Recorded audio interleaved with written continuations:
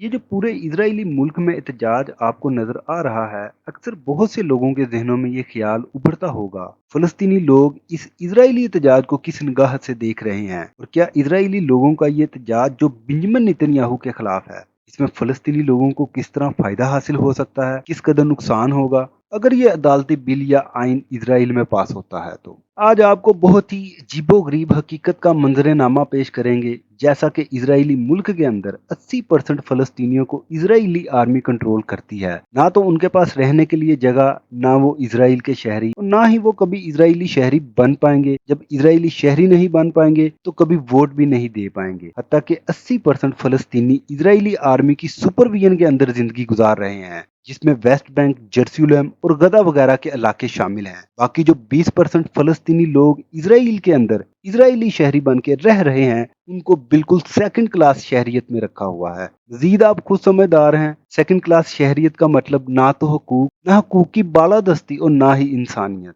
हत्ता कि बहुत से इजरायली यहूदी ये सोचते हैं कि फलस्तीनी लोगों को ना तो जमहूरियत का हक है और ना ही इन्हें इस बात का हक है कि वो अपने मुल्क में अलहदा रह सकते। दरअसल बेंजामिन नेतन्याहू अदालती आइन में तब्दीली क्यों करना चाहता था, उसकी दो बड़ी वजूहात हैं। हर कोई जानता है बेंजामिन नेतन्याहू और इसकी हुकूमत एडमिनिस्ट्रेशन इंतहा से ज्यादा करप्टेड है, इसीलिए वो अदालती आइन में तब्दीली करना चाहता था कि अगर अगली हुकूमत आ भी जाए तो इसे कोई पूछने वाला ना हो। मगर दूसरी वजह वो इससे भी ज्यादा अहम और फलस्तीनियों के लिए दर्दनाक और खतरनाक है, क्योंकि ये इस तरह का अदालती निज़ाम लाना चाहता है जिसमें फलस्तीनियों को मुकम्मल तौर पर फलस्तीनी जमीन से निकाल दिया जाए, और जिस तरह पहले इजरायली यहूदियों ने फलस्तीन की जमीन पर कब्जा किया है, अब वो मुकम्मल तौर पर कब्जा कर सकें।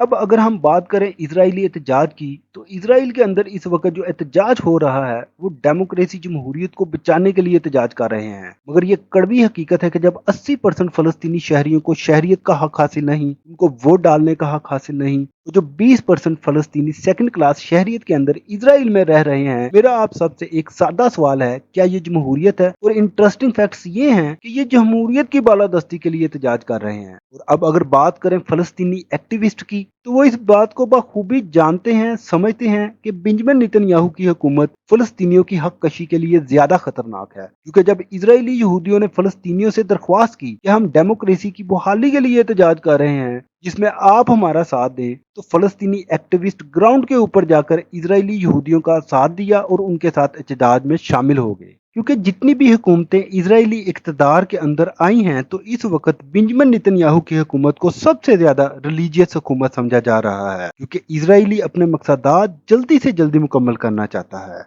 अगली अहम बात जिसमें इजरायली अल्ट्रा ऑर्थोडॉक्सी के जो लोग हैं वो कभी भी इजरायली आर्मी का हिस्सा नहीं बने, क्योंकि उनको आर्मी में भर्ती ही नहीं किया जाता है। इस लिहाज से इजरायली अवाम इस वक्त शदीद दो हिस्सों में बंट चुकी है, जिसमें रिलीजियस पार्टी के लोग और सेक्युलर पार्टियों के लोग हैं। जैसे ही इजरायली डिफेंस मिनिस्टर ग्लिंटन ने मीडिया के ऊपर बयान जारी किया कि Benjamin Netanyahu Israeli prime minister को अदालतों में अभी तब्दीलियां नहीं करनी चाहिए, तो उसके बाद Israeli prime minister Benjamin Netanyahu ने इजरायली डिफेंस मिनिस्टर को जॉब से फारिग कर दिया। अगले ही लम्हे Israeli prime minister Benjamin Netanyahu ने इजराइल का अगला डिफेंस मिनिस्टर तैनात कर दिया, जिसका नाम बैन गिरवी है। ये इजराइल का सिविल नेशनल डिफेंस मिनिस्टर बन चुका है, जो कि मासूम फलस्तीनियों के इंतहा से ज्यादा खिलाफ है। पहली बात ये ट्रंप के सर्कल में से है। अगर इसकी पिछली जिंदगी के वाकयात पर रोशनी डालें तो 1990 के अंदर जो असैसिनेशन हुई थी, इसका बहुत अहम किरदार शामिल था। 1994 में जब 29 फलस्तीनी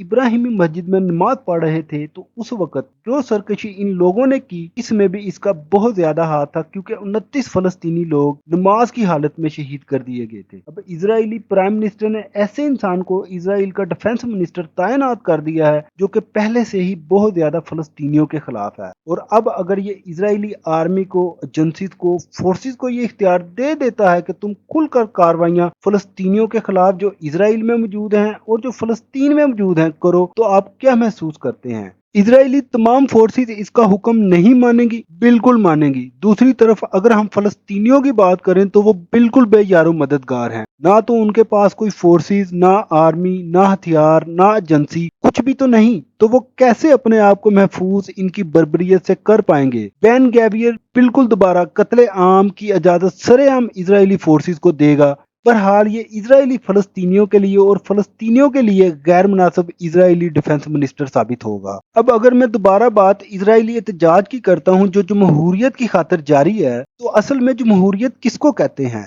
जमहूरियत का मतलब एक कानून सबके लिए जो उस मुल्क में रहने वाले हैं। अगर कोई काला है, गोरा है, मुस्लिम है, ईसाई है, यहूदी है, सिख है और कोई भी है, सबको एक मसावी इक्वली कानून के मुताबिक बरता जाए। मगर जब आप पूरी दुनिया में देखें तो एक नया कॉन्सेप्ट पैदा हो चुका है जिसमें इजरायली सबको लीड कर रहे हैं। वो कैसे? जैसा कि इजराइल में यहूदी डेमोक्रेसी बाकी किसी को कोई हक नहीं इजराइल में मास व यहूदियों के अलावा। इंडिया में हिंदू स्टेट का कॉन्सेप्ट बड़े अरसे से एक्टिव, सिर्फ हिंदुओं को इंडिया में रहने का हक, बाकी किसी को नहीं। और यूरोप पूरे में ईसाइयों को सिर्फ रहने का हक। तो क्या ये जमहूरियत है जहां इन मुल्कों में हर लिहाज से मुराद, जहां पर तासुब, रंग, नस्ल और रिलीजन की बुनियाद पर फैसले होते हैं? क्या ये जमहूरियत है? और किस जमहूरियत की खातिर एहतजाज समझ से बाहर है। बहरहाल फैसला आप लोगों ने करना है, किस तरह फलस्तीनियों की ये हक कशी करेंगे आने वाले वक्त में, आपको अभी बता दिया गया है। हम आपके लिए इसी तरह की इंफॉर्मेटिव वीडियो लेकर आते हैं, तो लिहाजा साथ जुड़े रहने के लिए गुलशन इंटरनेशनल न्यूज़ उर्दू चैनल को सब्सक्राइब करना ना भूलें और कमेंट्स में अपने ख्याल का इजहार जरूर करें।